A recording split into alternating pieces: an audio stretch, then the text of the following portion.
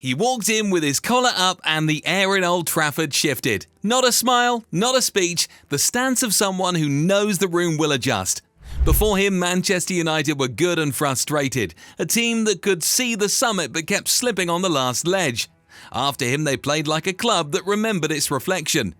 He came from Leeds in November 1992, a surprise transfer that felt like a plot twist. The drought was 26 years, the nerves were older. Ferguson needed a key, not another striker who fired and vanished. Cantona carried rhythm. He took a heavy ball but made it breathe. A wall pass became a sentence. A chip became a signature. Training sharpened. The stadium learned to hold its breath. This is not just a story about goals, it is about a presence that rearranged a league. He played between the lines because smaller spaces are key and the eyes. Defenders chased him but found themselves staring at space. Teammates lifted heads because he always showed. Kids flipped collars in schoolyards because style finally had a purpose. But crowns are tested. The same confidence that dressed the part would soon push against the limits.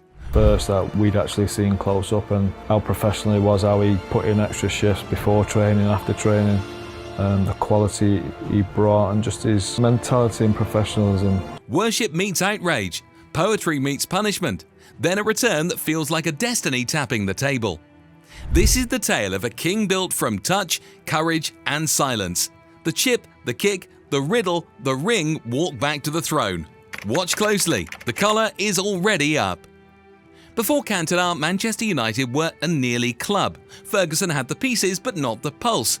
Games slipped from control. Creativity came in bursts, then vanished into long balls and long faces. The old Stretford end still sang, but belief came with a question mark. The league had gone flashy and fast. United had muscle, grit and nostalgia, but not rhythm. When Cantona arrived from Leeds, even the transfer felt accidental. Eric had the presence, the confidence, the personality, particularly at Old Trafford, when you might be under pressure to say, yeah, give it to me, I'll deal with it. So it was great for me to be playing with him when you other lads running, you need someone to see their eyes. But Eric was just, I can't speak highly enough of him. Leeds called United to ask about a different player. Ferguson said no. Then someone asked, what about Cantona? And football history blinked.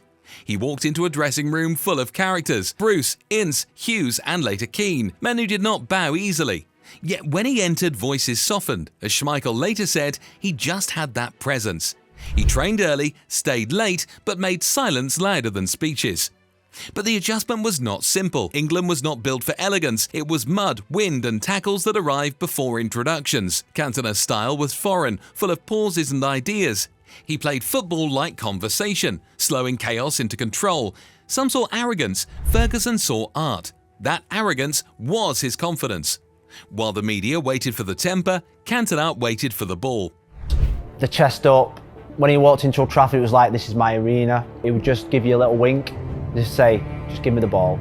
Give me the ball, you'll be safe. There were flashes of friction, referees who did not get his smirk, opponents who kicked through him to send a message. He answered with goals and glances that said more than words ever could.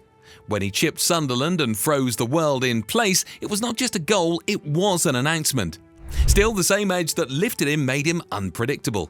He was a genius playing in a league that did not know what to do with genius. The stage was ready for glory, but it was also built for combustion. Everyone could sense it. The crown was already shaking. A French guy that goes and plays for Man United and your nickname is the King. When you know the history of the club, wow. He ruled with tempo and timing. In tight games, he became the metronome, taking frantic seconds and stretching them into choices. Watch the hold-up on the edge of the box, the little cushion with the instep, the blind heel to a runner nobody else even noticed. Fullbacks hesitated because a glance from him could turn a safe pass into a trap. Centre-backs argued about stepping out and both lost because the ball was already gone. And then came the goals, each one with its own accent. The sprint from deep where he shrugs one man, rides another and finishes as if placing a glass on a table.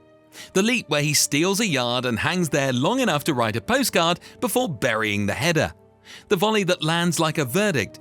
The side foot from 12 yards where the keeper dives mostly out of respect.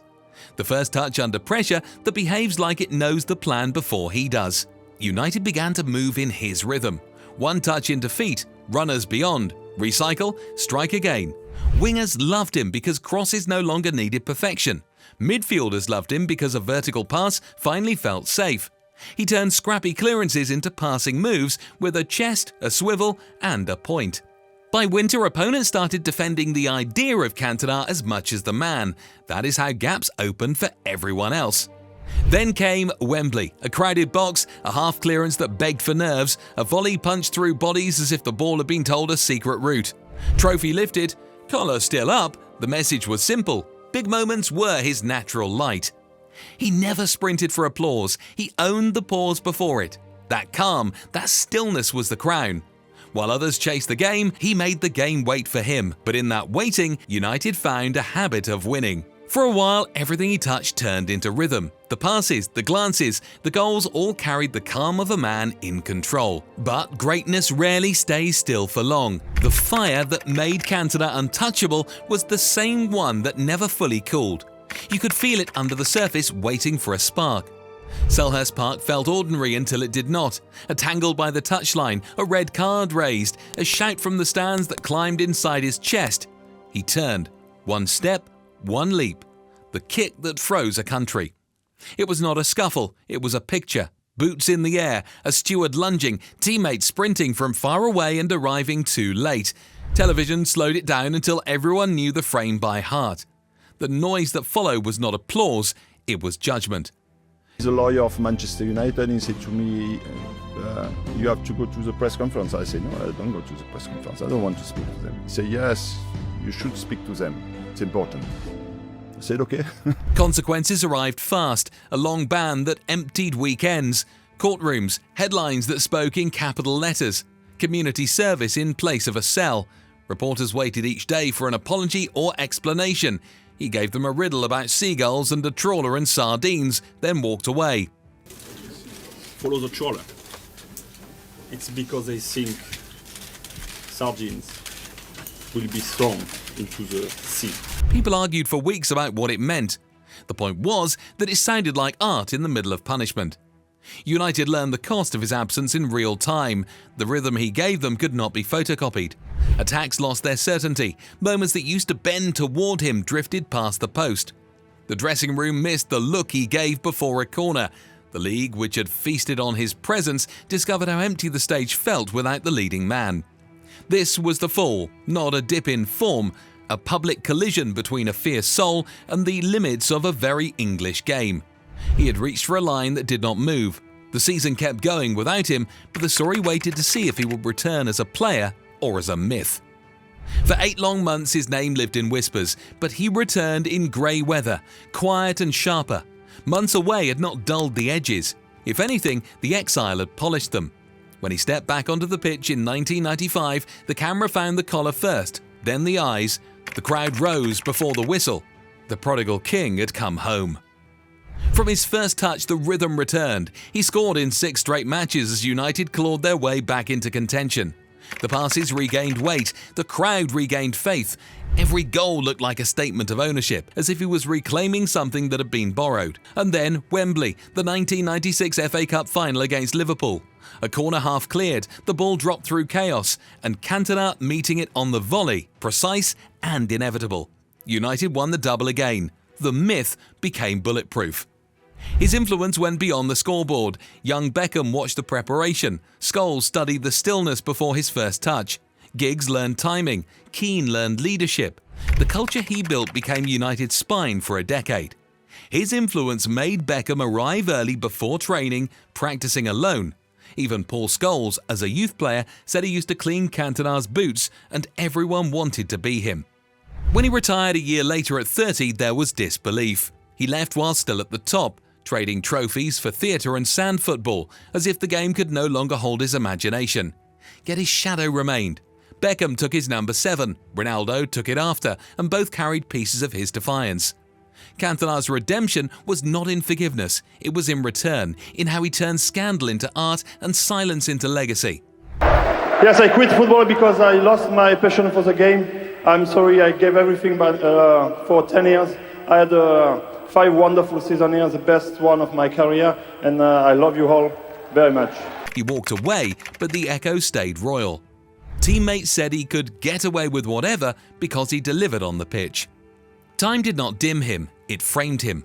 After retirement, Cantona became more than a footballer. He became a symbol of rebellion with reason, art with a heartbeat. Acting came next, but even on screen he moved as if still looking for space between defenders. He spoke in riddles, dressed like a painter, and carried himself as if he were both legend and spectator of his own myth. The collar stayed up, the walk stayed measured. Fans still tell stories about him as if they happened yesterday. Every new generation of United players inherits his ghost. The number 7 shirt became a throne that demanded personality as much as talent. And others followed the script he wrote without words, that greatness is not only scored, it is performed. In England, where football once worshipped sweat and tackles, he made imagination fashionable. He showed that control could be power and arrogance could be grace if it served a higher rhythm. He left at 30, yet his presence aged like folklore. You still see it in slow-motion replays, in classroom arguments, in the way fans lift their collars before a big game. Cantona did not just play for Manchester United, he redefined what a king looked like when holding a ball. Listen to your feet. They always know the way to beautiful football. Joga bonito. I'll be watching you.